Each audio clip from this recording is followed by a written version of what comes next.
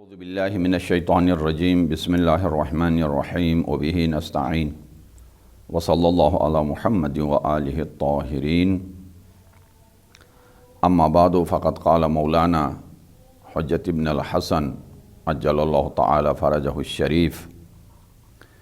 واما الحوادث الواقعۃ فارجع فیہا الی رواۃ حدیثنا فإنہم حجتی علیکم وأنا حجة الله عليهم. وقال أيضا وعن الإمام العسكري عليه الصلاة والسلام أنه قال فأما من كان من الفقهاء صائنا لنفسه حافظا لدينه مخالفا على هواه مطيعا لأمر مولاه فعلى العوام أن يقلدوه. السلام علیکم ورحمۃ اللہ وبرکاتہ. محبین اہل بیت اطہار کی خدمت میں ہدیہ سلام پیش ہے. منتظرین حقیقی امام حجت ابن الحسن علیہ السلام کی خدمت میں ہدیہ سلام پیش ہے، اور ان تمام دوست احباب کی خدمت میں جو اس وقت جن کے ہاں ہمیں مہمانی کا شرف حاصل ہے، آپ سب کی خدمت میں ہدیہ سلام پیش ہے اور محتاج دعا بھی ہیں، اور آپ سب کے لیے دعا گو بھی ہیں. آپ کے حضور تسلسل کے ساتھ عالم اسلام کا عظیم ترین موضوع مہدویت اور اسی سے مربوط اہم موضوعات کو لے کر آپ کی خدمت میں حاضر ہونے کا شرف حاصل ہو رہا ہے. اور آج بھی اسی سلسلے میں ایک بہت ہی اہم انتہائی اہمیت کے حامل ایک اور موضوع کو آپ کے خدمت میں لے کے حاضر ہوئے ہیں. آج ہمیں یہ بتانا ہے کہ سفیر امام اور وکیل امام میں کیا فرق ہے. جیسا کہ آپ کے محضر میں ہے کہ امام علیہ السلام کی غیبت امام علیہ السلام کی مدت غیبت دو حصوں میں ہے. ایک غیبت صغریٰ کہلایا جاتا ہے اور دوسرا غیبت کبریٰ کہلایا جاتا ہے. انشاءاللہ آنے والے نشستوں میں یا اسی گفتگو کے آخر میں اس کے اوپر آپ کی خدمت میں گفتگو کریں گے، پیش کریں گے. لیکن عرض یہ ہے کہ اس غیبت صغریٰ کے عرصے میں امام علیہ السلام کا رابطہ مومنین کے ساتھ اور مومنین کا رابطہ امام علیہ السلام کے ساتھ مستقیماً ڈائریکٹ اور بلا واسطہ رابطہ ممکن نہیں تھا. لہٰذا اب بغیر رابطے کے بھی امام علیہ السلام رکھنا نہیں چاہتے تھے، تو بیچ میں ایک واسطہ، ایک وسیلہ تھا، وہ جنہیں نواب اربعہ کہا جاتا تھا، اور ان کا نام بھی میں پہلے آپ کی خدمت میں عرض کیے دیتا ہوں، جنہیں سفیر بھی کہا جاتا ہے. سفرائے اربعہ کہیے یا نواب اربعہ فی سفراء اربعۃ فی غیبتہ الصغریٰ. وہم پہلا ہے عثمان ابن سعید العمری الاسدی السمان، اور دوسرے نمبر پر ہے ان کا بیٹا جن کا نام محمد ہے. تیسرا شیخ حسین ابن روح، اور چوتھے نائب جو تھے امام علیہ السلام کے الشیخ علی ابن محمد سمری، جو آخری نائب کہلائے جاتے ہیں. یہ ہے کہ یعنی اب فرق یہ سمجھنا ہے کہ وکیل اور سفیر میں کیا فرق ہے، نائب امام میں اور نائب عام اور نائب خاص میں. سفراء وہی لوگ تھے جو نائب خاص تھے، اور نائب خاص اسی کو کہا جاتا ہے کہ جسے امام علیہ السلام اپنی طرف سے خصوصی طور پر نام لے کر حسب و نسب کے ساتھ مشخص فرماتے تھے کہ یعنی آپ میری طرف سے میرے وکیل ہیں، میرے نائب ہیں، اور مومنین کے ساتھ رابطے میں اور میری باتیں ان تک پہنچانے میں اور ان کی باتیں مجھ تک یعنی امام علیہ السلام تک پہنچانے میں آپ وسیلہ ہیں. بے شخصی ہی و بذاتی ہی معین کر کے جس کا نام لیا، یہ نائب خاص ہوا کرتا تھا. یہی وکیل خاص بھی کہا جا سکتا ہے، اور اسی کو سفیر بھی کہا جاتا ہے. یہ چار تھے، اور ترتیب سے ان چاروں کو امام علیہ السلام نے نام لے کے معین اور مشخص کیا. اس کے علاوہ تاریخ میں اور کسی کا ذکر نہیں ہے کہ جن کو یہ شرف حاصل ہو کہ امام علیہ السلام اور مومنین کے درمیان انہوں نے وکالت کی ہو یا سفارت کی خدمت انجام دی ہو. یہ نائبوں کا سلسلہ جو ہے تقریباً جاری رہا غیبت صغرا کے عرصے میں، اور یہ غیبت صغرا کی مدت تقریباً 70 سال یا 69 سال کے درمیان مدت رہی۔ اسی عرصے کے اندر 4 نائبوں کے ذریعے عوام لوگ اپنے مسائل امام علیہ الصلوۃ والسلام سے پوچھتے رہے، اور امام علیہ الصلوۃ والسلام کے محضر اقدس سے ان کا جواب آتا رہا۔ جو ہی غیبت کا سلسلہ، غیبت صغرا کا سلسلہ جب ختم ہوا، تو جو آخری وکیل تھے امام علیہ الصلوۃ والسلام کے اور آخری نائب تھے شیخ علی ابن محمد سامری، ان کو امام علیہ الصلوۃ والسلام نے بتایا کہ آپ میرے آخری نائب ہیں، اور نیابت ظاہری کا سلسلہ ابھی ختم ہوگا، اور غیبت کا دوسرا سلسلہ شروع ہونے والا ہے۔ غیبت صغرا کا سلسلہ ختم اور کبرا شروع ہونے والا ہے۔ تو اس کے بعد ظاہری طور پر کوئی وکیل، کوئی سفیر امام علیہ الصلوۃ والسلام کی طرف سے نام لے کر، جیسا ان 4 نائبوں کا نام لے کے معین کیے جاتے تھے، اسی طرح کوئی ایسا نہیں ہے۔ لیکن جو ہی غیبت کبرا کا سلسلہ شروع ہوا، جب آغاز ہوا، تو آیا یہ رابطہ بالکل سرے سے منقطع ہے کہ امام سے کسی طرح سے کوئی رابطہ نہیں، یا کوئی ذریعہ، کوئی اور طریقے سے، کوئی اور وسیلے سے رابطے کا کوئی سلسلہ جاری رکھا ہوا ہے؟ اس سلسلے میں عرض ہے کہ نائب جن کو امام نام لے کے بیان فرماتے تھے، معین فرماتے تھے، نائب خاص تھے، اور نائب عام وہ ہوتا ہے جس کا نام لے کر امام نے معین نہیں کیا ہے۔ ان کی صفات بتائی ہیں کہ میرے بعد جن علماء شیعہ کے اندر یہ صفات موجود ہوں، وہ میری طرف سے حجت ہیں، اور میں اللہ کی طرف سے ان کے اوپر حجت ہوں۔ اب وہ صفات کون سی ہے کہ وہ صفات اگر کسی کے اندر موجود ہو تو ہم انہیں نائب امام کہہ سکتے ہیں، نائب عام امام کہہ سکتے ہیں۔ ایک ہی وقت میں کئی افراد بھی ہو سکتے ہیں، اور جن کے اندر یہ صفات اگر موجود ہو تو وہ ابھی ایک حدیث آپ کی خدمت میں عرض کیا کہ وہ صفات جن کے ہوتے ہوئے آپ امام علیہ الصلوۃ والسلام سے رابطہ کر سکتے ہیں۔ پہلی حدیث یہ ہے، وَأَمَّا الْحَوَادِثُ الْوَاقِعَةُ فَارْجُعْ فِيهَا إِلَىٰ رُوَاةِ حَدِيثِنَا۔ حوادث واقعہ انسان کی زندگی میں پیش آنے والے ہر وہ مسائل، ہر وہ مسئلہ جس میں آپ شرعی جواب کی طرف محتاج ہیں، شریعت کی رہنمائی کی طرف محتاج ہیں، چاہے وہ انسان کی انفرادی زندگی سے تعلق رکھتا ہو، چاہے اجتماعی زندگی سے تعلق رکھتا ہو، اور چاہے وہ عبادات کا سلسلہ ہو یا معاملات کا سلسلہ ہو یا آداب ہو، حقوق ہو، انٹرنیشنل ہو، نیشنل ہو، کوئی بھی چیز جہاں آپ بنیادی طور پر مسئلے کو شرعی اور عقل و قرآن کی روشنی میں حل کرنا چاہتے ہیں، یہ حوادث واقعہ ہے کہ انسان حرام بھی نہیں کرنا چاہتا ہے، اور جنگل کے حیوانات کی طرح بلا سرپرست بھی اپنی مرضی اور منمانی بھی نہیں چلانا چاہتا ہے، اور چاہتا ہے کہ ایک ایسا حکم ہو جس کے اوپر میں عمل کروں اور وہ حکم الہی ہو، اور قیامت کے دن میں معذور قرار پاؤں اگر اس میں کوئی خطا ہو۔ تو یہ واقعاً عقل اور فہم و فراست کی بات ہے کہ قرآن مجید نے ایک رہنمائی بطور عام فرمائی ہے اس سلسلے میں، فَاسْأَلُوا أَهْلَ الذِّكْرِ إِن كُنتُمْ لَا تَعْلَمُونَ، اگر تم جانتے نہیں ہو تو اہل ذکر سے پوچھا کرو۔ اور ہر فیلڈ میں ماہرین ہوا کرتے ہیں، اگر کسی کے پاس کوئی بیمار ہو، بیمار کا علاج کروانا ہو تو ڈاکٹر کے پاس جاتے ہیں، عمارت تعمیر کروانی ہو تو انجینئر سے خدمات حاصل کر لیتے ہیں، اور اسی طرح علماء کرام سے بھی علمی خدمات حاصل کیے جاتے ہیں۔ اما الحوادث الواقعہ وہ حادثات جو واقع ہوں، حادث واقعہ عبادات ہو یا معاملات ہو یا حقوق کے ہوں، ان میں فرمایا کیا کرنا چاہیے؟ ہر کسی سے پوچھا جائے، مثلا ہمسایہ سے پوچھ لے، رشتہ دار سے پوچھ لے، اور ایک دوسرے سے میاں بیوی آپس میں پوچھ لیں۔ ہاں معاشرتی مسائل ہیں تو ایک دوسرے سے پوچھ لیں، تجارت کے مسائل ہیں، سفر کے ہیں، شادی بیاہ کے ہیں، فوتگی کے ہیں، علاقائی رسم و رواج کے ہیں، تو ٹھیک ہے ایک دوسرے سے مدد لیں اور انہی رواج کے مطابق چلیں۔ لیکن یہاں امام علیہ الصلوۃ والسلام نے ایک سنگین ذمہ داری ہمارے گردن کے اوپر ڈال دی ہے، فرمایا فارجعوا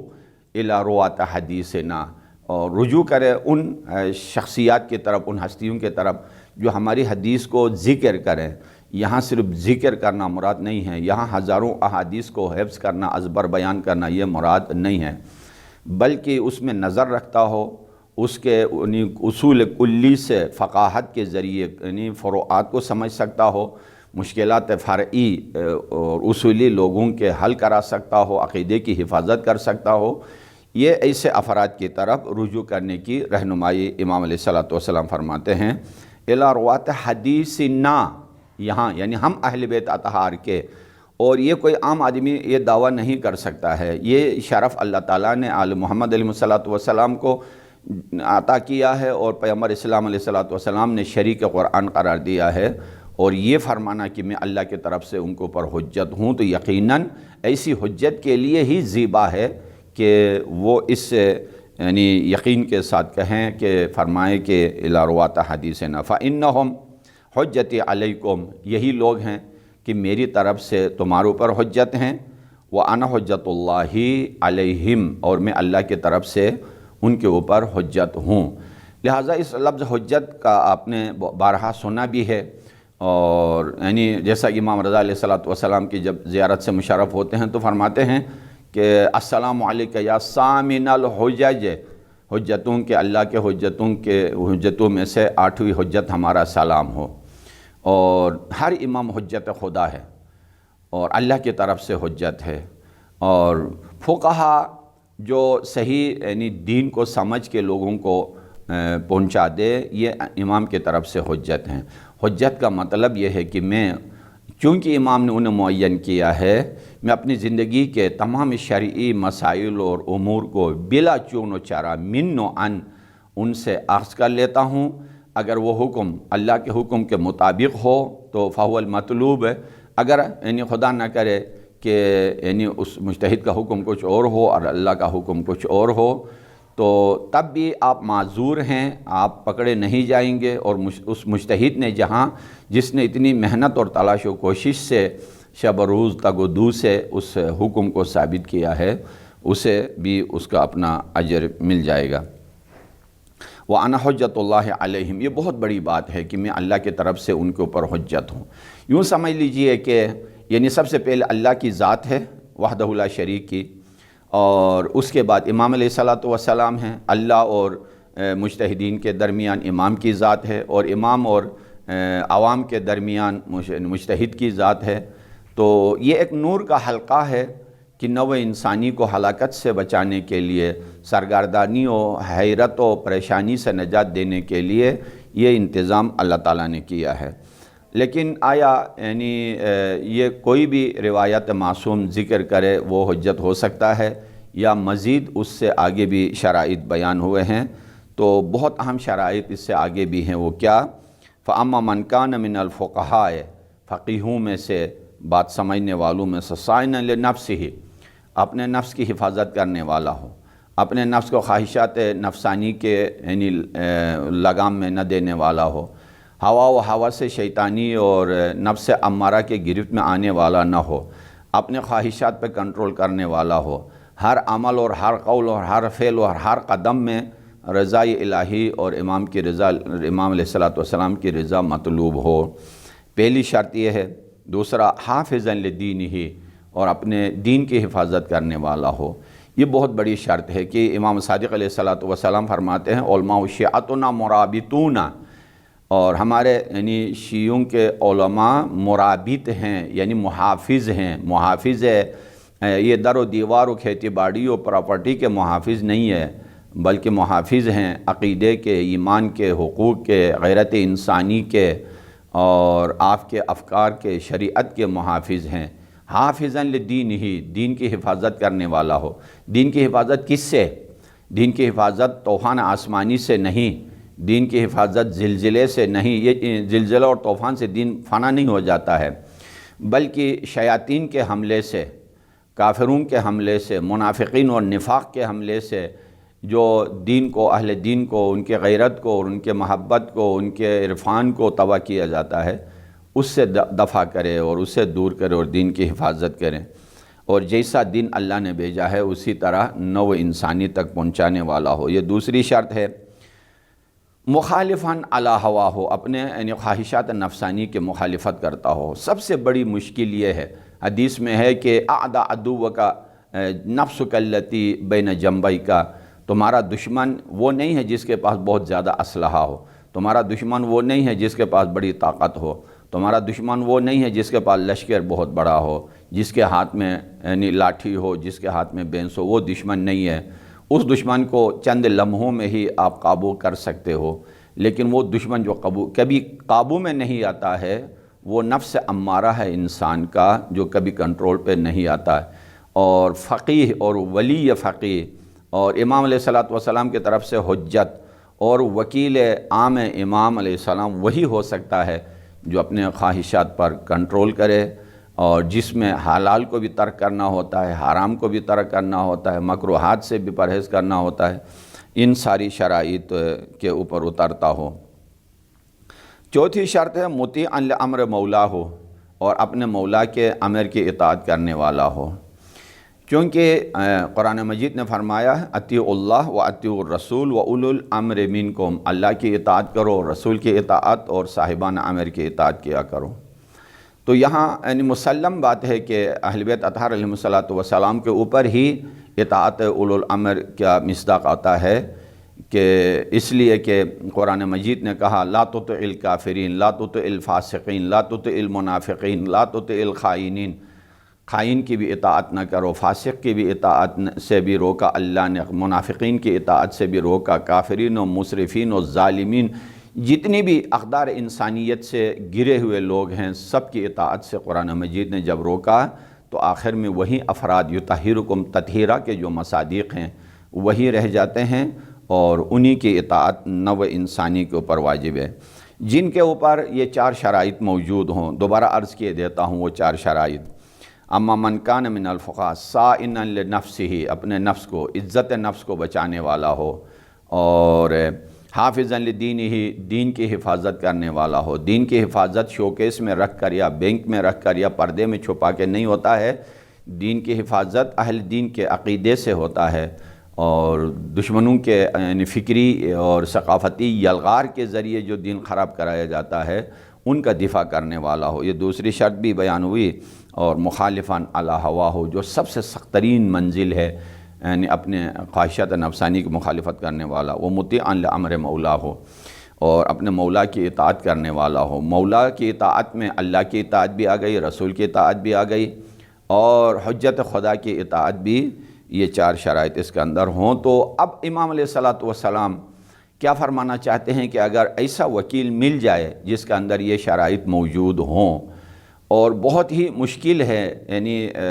ہر دور میں کروڑوں میں، لاکھوں میں، کروڑوں میں کچھ انگوش شمار افراد ہی ان شرائط کے اوپر اترتے ہیں، اور اگر ایسی ہستیاں مل جائے تو مولا نے فرمایا فَلِلْعَوَامِ أَن يُقَلِّدُوهُ، عوام کے لیے ضروری ہے کہ ان کی تقلید کریں۔ تقلید کا مطلب جو کہ مشکل مسئلہ ہے بعض یعنی عوام کے لیے، بعض دوستوں کے لیے، بعض مومنین کے لیے، خاص کر جو تازہ بالغ ہوتے ہیں وہ بھی، یا یعنی علماء کی صحبت جن کو کم نصیب ہو ان افراد کے لیے، یا یعنی مثلا دین کو محدود پیمانے پر سمجھتے ہوں ان افراد کے لیے تقلید کا لفظ سمجھنا بھی مشکل ہے۔ تقلید کے معنی اصل میں قلادہ ہے۔ قلادہ یعنی وہ شے جو گردن میں لٹکائی جاتی ہے۔ گردن میں انسان کے ہار بھی لٹکاتے ہیں، پھولوں کا ہار بھی ہوتا ہے، سونے کا ہار بھی ہے، اور یعنی مختلف قسم کے ہار، گردن میں زنجیریں بھی لٹکائی جاتی ہیں، تو قلادہ عربی میں اسے کہا جاتا ہے۔ یہاں تقلید سے مراد یعنی کسی بھی اعلم مجتہد کا جو ان چار شرائط کے اندر آ جاتا ہو، وہ شرائط موجود ہو اور دین حقیقی کو آپ کے سامنے پیش کر سکتا ہو، اس کی بات کو من و عن بلا چون و چرا قبول کرنے کو تقلید کہا جاتا ہے۔ یہاں پہ نہیں آپ کو کوئی بڑا خرچہ کرنا نہیں ہوتا ہے، بس دل میں ہی آپ نیت کریں میں فلان آقا کی تقلید کروں گا، ان کے اندر یہ ساری شرائط موجود ہیں، اور میری حفاظت میرے دین کی اور میرے عقیدے کی حفاظت یہی کریں گے، اور اس کے بعد اس کے توضیح مسائل آپ کے پاس ہیں، اور اسی سے رجوع کرتے ہو. ضروری نہیں ہے آپ ڈائریکٹ ہر بات اسی مجتہد سے پوچھ لیں